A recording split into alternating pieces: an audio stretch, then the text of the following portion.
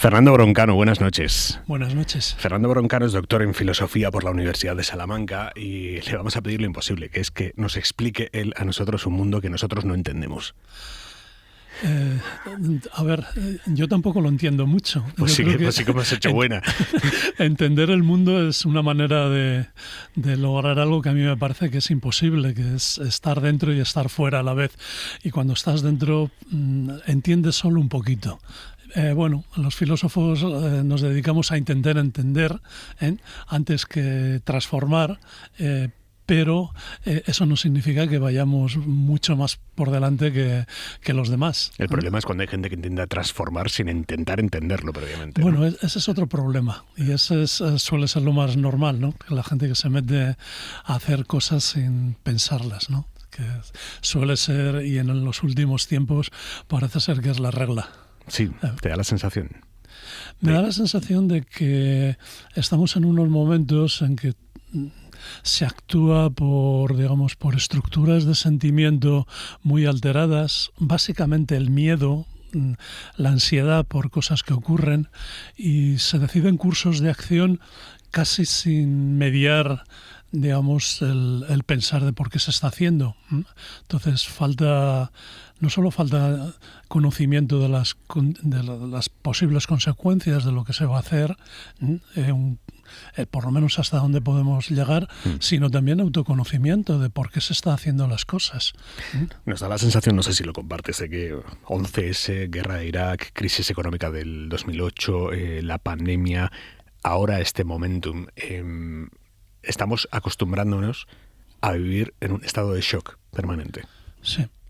Suele ocurrir, vivimos claramente en un momento de transición. Es decir, hay esto que decía Lenin, que no recuerdo muy bien, que hay años en que no pasa nada y hay semanas en las que pasan décadas, ¿no? Desde luego, desde que hemos entrado en el siglo XXI, está claro que se está produciendo una transición que no es solamente económica, no es solamente geopolítica, es civilizatoria entera. Implica la tecnología, implica el medio ambiente, implica nuestras propias conciencias, implica el orden del mundo, y esto se está viviendo. Lo que me estabas comentando, los acontecimientos que me estabas comentando son síntomas de esta transición que estamos viviendo. No lo vamos a llamar crisis, vamos a llamarlo cambio acelerado o transición. El 11S, la pandemia, todos estos, las elecciones estas que están cambiando la geopolítica de todo el mundo, son síntomas de que nos estamos metiendo en una especie de huracán, en el centro del huracán, sin saber muy bien qué está ocurriendo, pero que se producen transformaciones que no acabamos de hacernos con ellas. Y esta es la situación de ansiedad en la que, a poco que abramos los periódicos o las pantallas o las radios, pues enseguida nos damos cuenta que la ansiedad es la condición emocional más extendida, ¿no? ¿No puede ser un poco egocéntrico que nos creamos en este momento en un punto de inflexión histórico? Igual dentro de 50 años los historiadores miran hacia atrás y dicen, en aquel momento resultó ser nada, y nosotros creemos que estamos ahora mismo haciendo historia milenaria. Sí, esa es muy buena apreciación. Efectivamente, nosotros podemos tener la sensación de que aquí ha cambiado la historia, y la historia nunca cambia en tiempos tan cortos. Es decir, lo que tenemos son procesos de inflexión.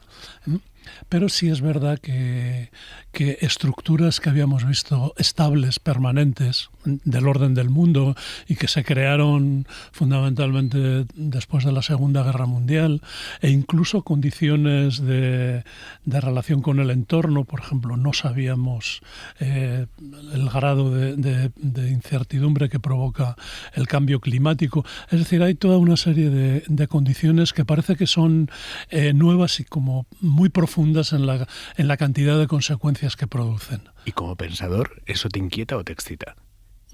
A mí, como pensador, doy gracias a la vida por haber vivido un tiempo interesante. Haber vivido tiempos aburridos es lo peor que le puede ocurrir a cada uno. Es verdad que decía Hegel que la filosofía, el vuelo de la lechuza de Minerva alza el vuelo al atardecer de la historia, es decir, que casi pensamos las cosas más bien cuando ya han ocurrido y podemos tener cierta capacidad de hacernos con ellas.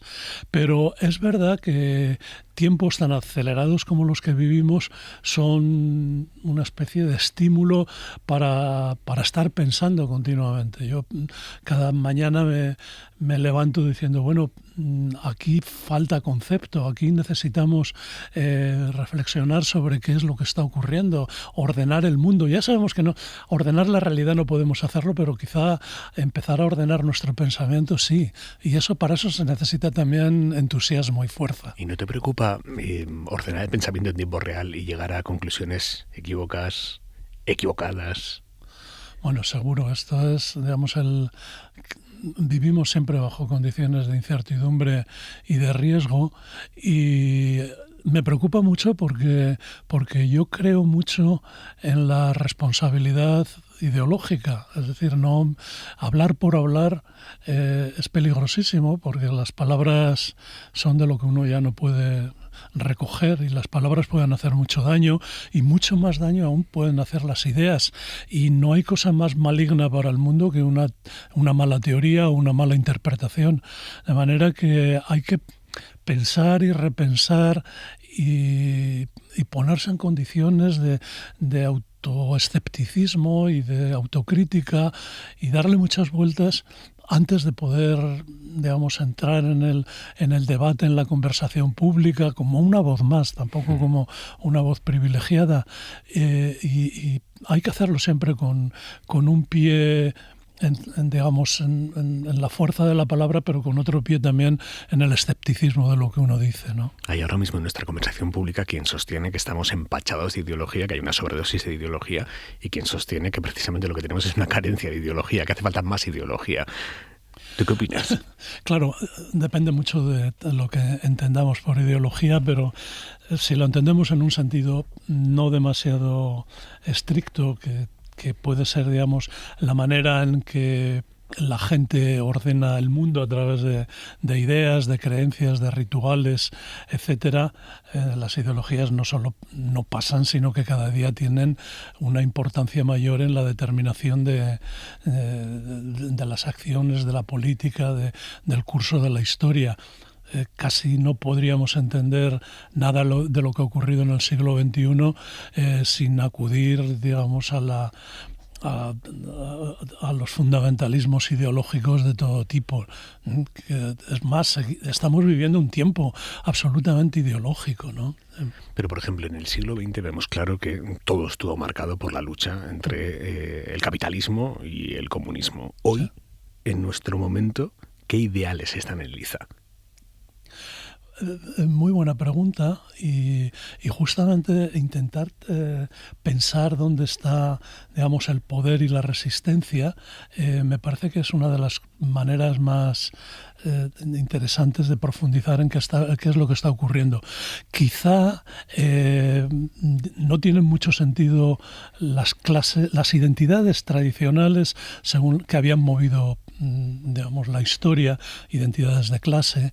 La propia identidad es algo que está muy en crisis porque vivimos un tiempo de fronteras, de identidades, y esto parece llevarnos a la idea de que han desaparecido los grandes conflictos entre los de arriba y los de abajo. Pero yo creo que no.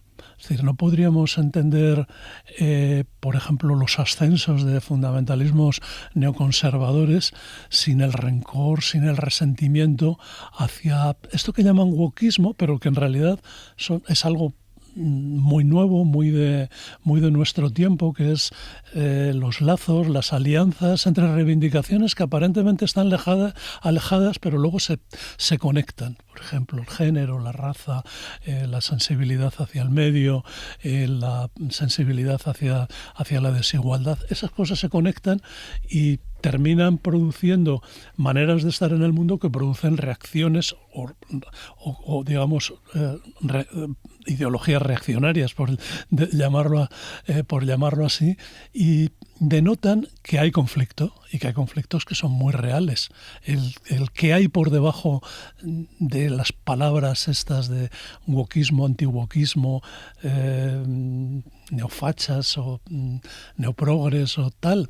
Esto es lo que yo creo que debemos de pensar ahora. Que yo creo que hay un conflicto real y que entre quiénes y quiénes, pues claro, esto depende de... Ahí sí que hay que utilizar la inteligencia para irlo entendiendo. El wokismo debemos reivindicarlo. Yo personalmente me parece que es una palabra muy extraña, pero yo creo que hay que reivindicarlo. Es decir, wokismo nace en la idea de despierta, date cuenta de lo que está ocurriendo, tío, ¿qué pasa? No te duermas. Y esto lo llamamos wokismo porque se ha extendido en muchos ámbitos. Tío, que el mundo se está destruyendo, que estamos acabando con los recursos. Tío, en fin, y vamos recorriendo, digamos, las formas de producir daño y las formas de desigualdad que se están produciendo en el mundo, que no nos damos cuenta, que a veces estamos pisando callos sin enterarnos, y la idea de despierta y date cuenta me parece que es una buena llamada. Lo que no sé si llegamos a tiempo de resignificar la expresión, ¿no? El wokismo. Bueno, yo creo que es muy interesante resignificarla, pero también hacerles saber a los que la están utilizando como un insulto que ellos la están utilizando igual. Es decir, no podemos entender el fenómeno de Trump y de MAGA en Estados Unidos o los fenómenos neonacionalismos en Europa sin una forma de wokismo anti-wokismo. Es despierta, que vienen ellos, que vienen esas locas, que vienen no sé cuáles y tal, que nos van a quitar lo que tenemos. Es decir, que ahí hay una... Y esto es lo que llamamos el conflicto cultural, ¿no? Con el derrumbe del comunismo en el 89, las utopías del siglo XX desaparecieron y dejaron lugar a lo que el historiador italiano Enzo Traverso llama melancolía de izquierdas, que es un presente cargado de memoria, pero incapaz de proyectarse en el porvenir. ¿A qué grado de transformación social puede aspirar hoy realmente la izquierda? A ver, la nostalgia de un tiempo pasado que es muy difícil recuperar, efectivamente es una de las debilidades, no sé si llamarlo enfermedad, que se ha extendido en la izquierda, en el sentido de que, bueno, ojalá volviéramos al tiempo de los sindicatos, ojalá volviéramos a los poderes de clase, pero es que los sindicatos funcionaban en un momento en el que la economía estaba organizada en formas empresariales que ya han desaparecido, que se han hecho mucho más fractales, con maneras mucho más elásticas, etcétera, y que los daños y las reivindicaciones no son solamente salariales, que también pueden ser de capacidad, sino que se producen en ámbitos que son muy distintos, y entonces soñar con volver, digamos, a pactos sociales que habían dado cierta fuerza a la iglesia, a la izquierda, me parece que no es entender las maneras en las que podemos estar transformando el mundo. Y yo creo que frente a lo que llamamos melancolía de izquierdas es un sentido de derrota, de ya no se puede hacer nada, de nos dominan, hagamos lo que hagamos, tienen siempre mucho más poder, y eso es una forma de ceguera. Es una forma de ceguera a la inmensa capacidad de transformación que se está produciendo en formas no visibles, de maneras no visibles, que tiene mucho que ver con acciones indirectas, con tejidos y lazos sociales que probablemente no tengan la proyección política que merecen, quizá porque tampoco les interesa o tardan en tener algún tipo de representación política, pero que están transformando el mundo. No entenderíamos el rencor reaccionario si no viéramos esta inmensa capacidad de transformación que se ha estado dando en las últimas 2 décadas. Claro, pero incluso desde un posicionamiento netamente de izquierdas, la transformación no tiene por qué traer siempre a nuestra mesa un resultado positivo para nuestros intereses propios e incluso como sociedad, ¿no? No es legítima cierta nostalgia de cuando teníamos más fuerza como colectivo, de cuando estábamos mejor organizados ante las amenazas precarizadoras. ¿No es legítima esa nostalgia? Efectivamente. A ver, siempre se piensa en la utopía como algo que está muy lejano y claro, eso produce melancolía porque no vamos a vivir la revolución, no vamos a llegar... Este sentido de ansiedad melancólica, de no podemos hacer nada, tiene mucho que ver con algo que tenemos que reivindicar, que es la fe en lo que estamos haciendo. Y la fe en lo que estamos haciendo es una manera de cambiarnos a nosotros mismos en el momento en que queremos cambiar y transformar el mundo. En la medida que creamos lazos con otra gente para reivindicar, para juntarnos, para conversar, estamos transformando la historia de maneras que no vamos a verlas, pero que sí las estamos viviendo. Y el no ser ciego a estas nuevas formas de vivir es en lo que me parece que consiste la fe. Una fe secular, obviamente, no es una fe religiosa, sino es la fe en la fuerza de la humanidad para cambiarse. ¿Hasta qué punto la secularización de la sociedad nos está llevando a que haya cada vez más gente con una sensación de vacío existencial muy grande? Bueno, esta es parte de los problemas que tenemos, es decir, el hecho de que ya no nos creemos mucho la vida eterna y entonces decimos, bueno, entonces ¿qué podemos creer? Y miramos hacia abajo, hacia la vida y dicen, ¿qué podemos creer? Y claro, crees en el equipo de fútbol del que eres partidario, crees en las cosas que te vas a comprar, pero hemos perdido una forma de fe que es la fe en la humanidad, que es la fe en nosotros mismos, que es la fe de la que nace la esperanza de la historia. Parece que son palabras que pertenecen a la religión, pero creo que son palabras que estaban antes de la religión y que tenemos que rescatar como formas de atarnos a la vida, de atarnos a la historia, ¿no? Pero las dinámicas actuales de la sociedad que estamos viendo a nivel global merecen que creamos, que tengamos fe en la sociedad. Absolutamente. O sea, vemos como un poco con muchísimo pesimismo que suben los autócratas, que el mundo acelera la autodestrucción. Es decir, empezamos a ver esas cosas que parece que son terroríficas, que como si el apocalipsis ya hubiera ocurrido, ya nos queda solo un poco de tiempo de vida, que esa es una manera de ver, y no estamos viendo toda la capacidad enorme de transformación que hemos logrado en los últimos 200 o 300 años.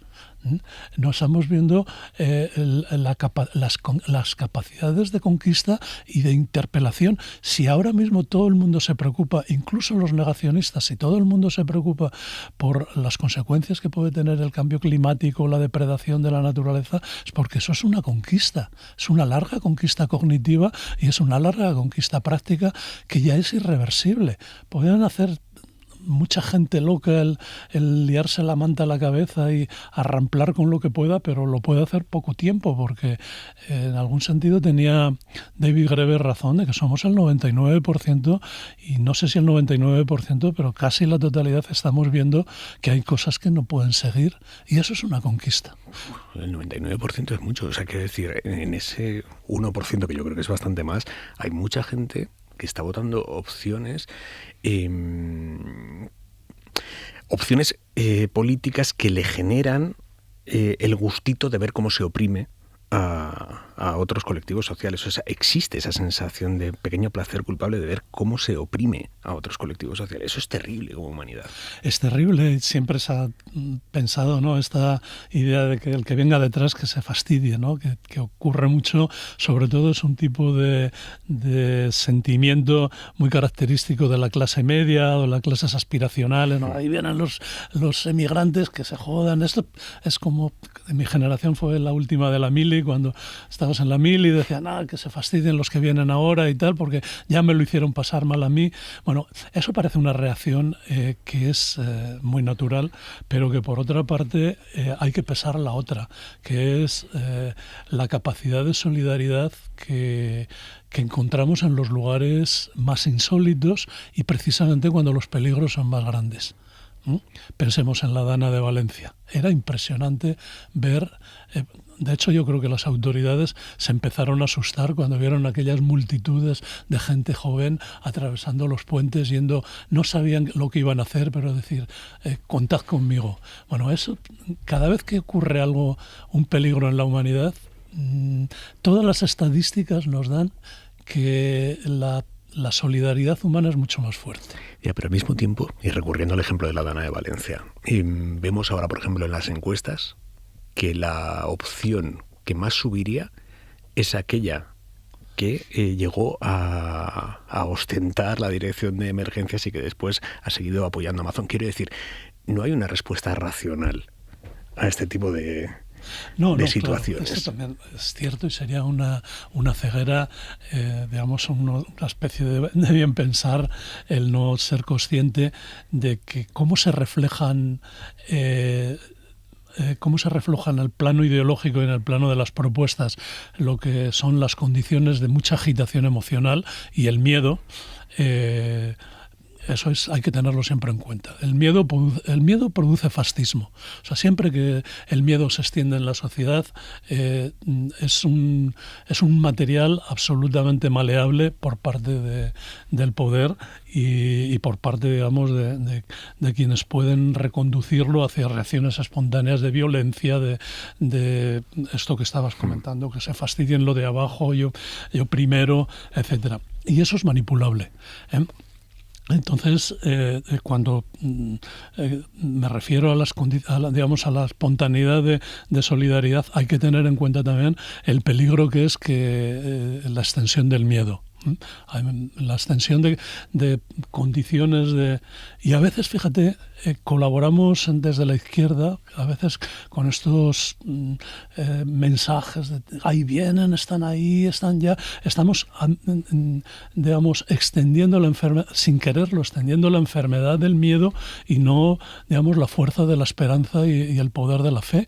Y entonces lo que estamos colaborando es con aquellos mismos que utilizan el miedo como formas de aspirar a lo que no se sabe cómo, estas soluciones fáciles del autoritarismo, ¿no? Me encanta hablar contigo porque estás en una posición muy optimista frente a, yo creo, muchos de los que nos pueden estar escuchando ahora mismo, y me incluyo, que estamos viendo como, por ejemplo, el antiintelectualismo pasa a ser la cosa más sexy del mundo para muchas capas de la sociedad, ¿no? O sea, ya leer, trabajar, pensar deja de ser sexy frente a quienes ofrecen cosas absolutamente locas.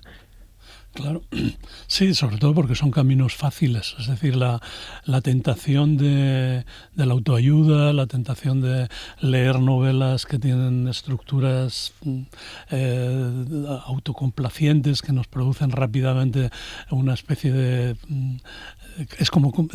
digamos, en el plano cultural es como comer dulces. Lo que el antiintelectualismo es como ser adictos al azúcar en el plano de las dietas. Es decir, produce recompensas muy rápidas, pero claro, lo que produce también a largo plazo son michelines que no hay Dios que se quite.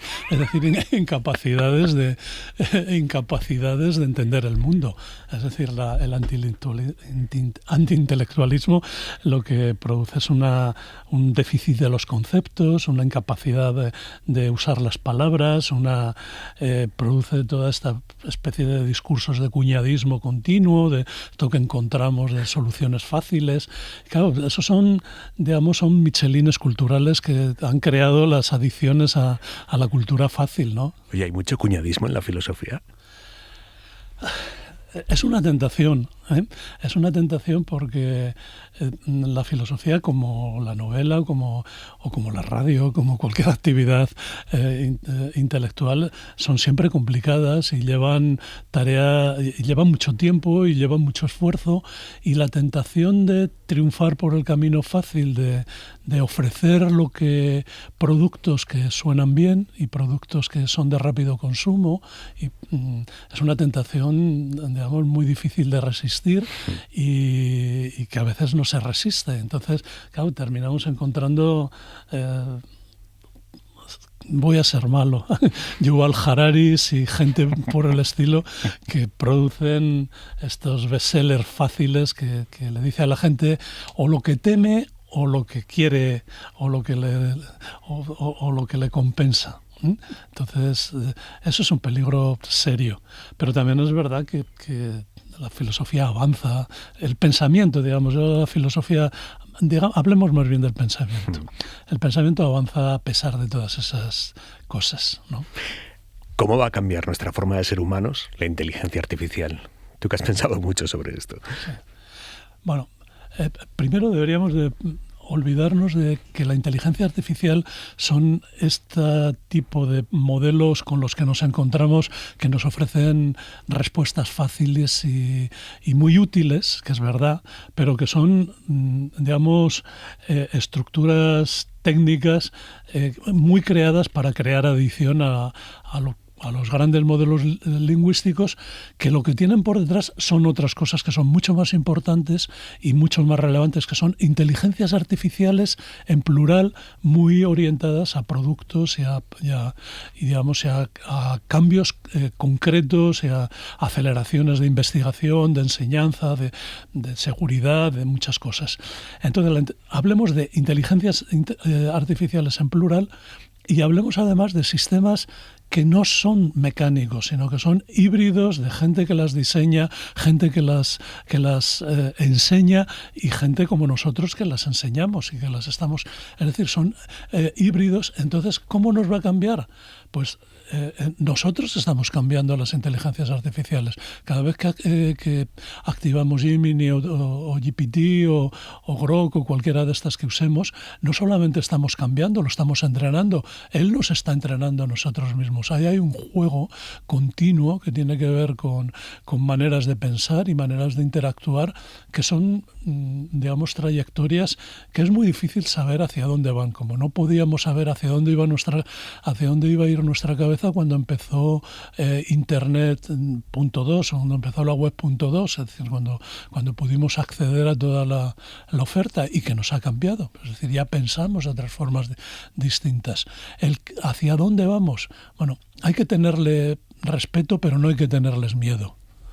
Y sobre todo hay que preguntarse de quién son los datos, quién los entrena, qué ocurre con todas las derivas que está teniendo, digamos, las imposiciones que está teniendo sobre las maneras de actuar en los estados, en las diversas corporaciones, en fin. Hay toda una serie de preguntas que van a determinar las políticas del mañana, pero también la propia naturaleza humana. Y yo creo que son sistemas de inteligencia ampliada. Eso no es ni bueno ni malo, pero lo mismo que el ordenador es una manera de inteligencia ampliada, pues lo van a ser también las inteligencias artificiales. Pero no son sustitutos, ni son inteligentes y son mucho menos artificiales de lo que parece. Hay mucha más inteligencia humana en ellas de lo que queremos ver. Fernando Broncano, doctor en filosofía, muchísimas gracias. Buenas noches. Buenas noches. Muchas gracias a vosotros.